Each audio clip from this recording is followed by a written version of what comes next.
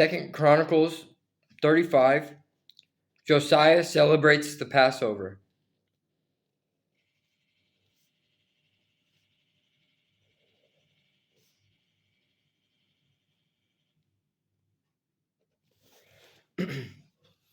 Then Josiah announced that the Passover of the Lord would be celebrated in Jerusalem. And so the Passover lamb was slaughtered on the 14th day of the first month. Josiah also assigned the priests to their duties and encouraged them in their work at the temple of the Lord. He issued this order to the Levites, who were to teach all Israel and who had been set apart to serve the Lord.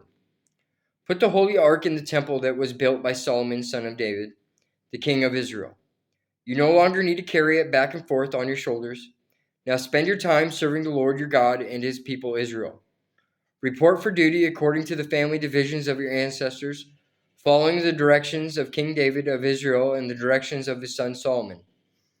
Then stand in the sanctuary at the place appointed for your family division and help the families assigned to you as they bring their offerings to the temple. Slaughter the Passover lambs, purify yourselves, and prepare to help those who come. Follow all the directions that the Lord gave through Moses.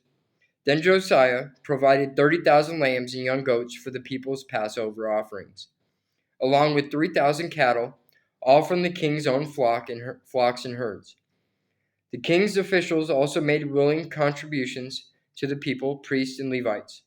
Hilkiah, Zechariah, and Jehiel, the administrators of God's temple, gave the priests 2,600 lambs and young goats and 300 cattle as Passover offerings. The Levite leaders, Conaniah, and his brothers Shemaiah, and Nethanel, as well as Hashabiah, Jill, and Jozabad, gave 5,000 lambs and young goats and 500 cattle to the Levites for their Passover offerings. When everything was ready for the Passover celebration, the priests and the Levites took their places, organized by their divisions as the king had commanded.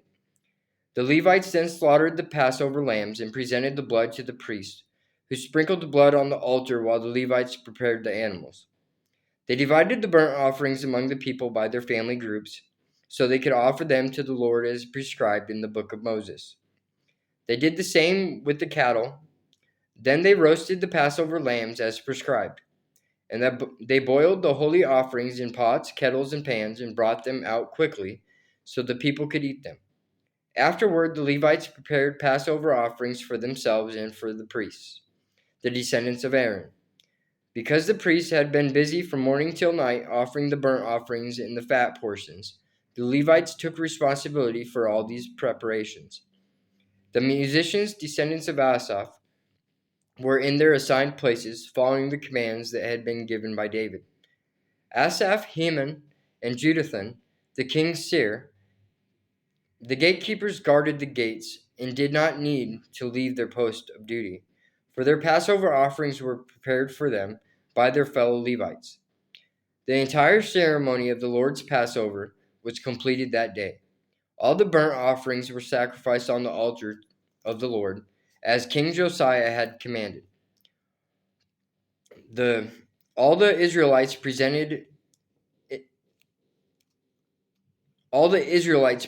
in Jerusalem celebrated Passover and the festival of unleavened bread for 7 days.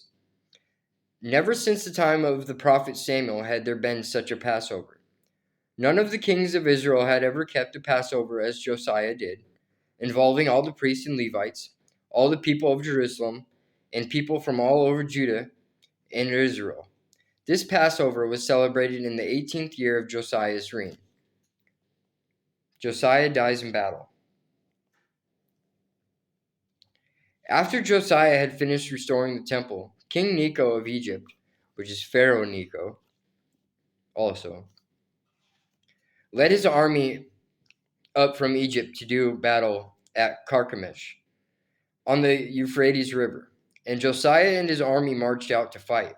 But King Necho sent messengers to Josiah with this message: "What do you want with me, king of Judah? I have no quarrel with you today. I am on my way to fight another nation, and God has told me to hurry. Do not interfere with God, who is with me, or he will destroy you." But Josiah refused to listen to Necho, to whom God has indeed spoken, and he would not turn back. Instead, he disguised himself and led his army into battle on the plain of Megiddo. But the enemy archers hit King Josiah with their arrows and wounded him. He cried out to his men, "Take me from the battle, for I am badly wounded." So they lifted Josiah out of his chariot and placed him in another chariot.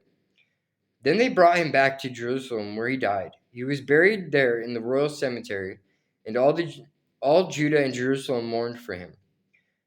The prophet Jeremiah composed funeral songs for Josiah, and to this day choirs still sing these sad songs about his death.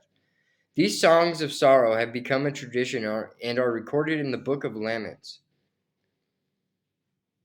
The rest of the events of Josiah's reign and his acts of devotion, carried out according to what was written in the law of the Lord, from beginning to end, all are recorded in the book of the kings of Israel and Judah.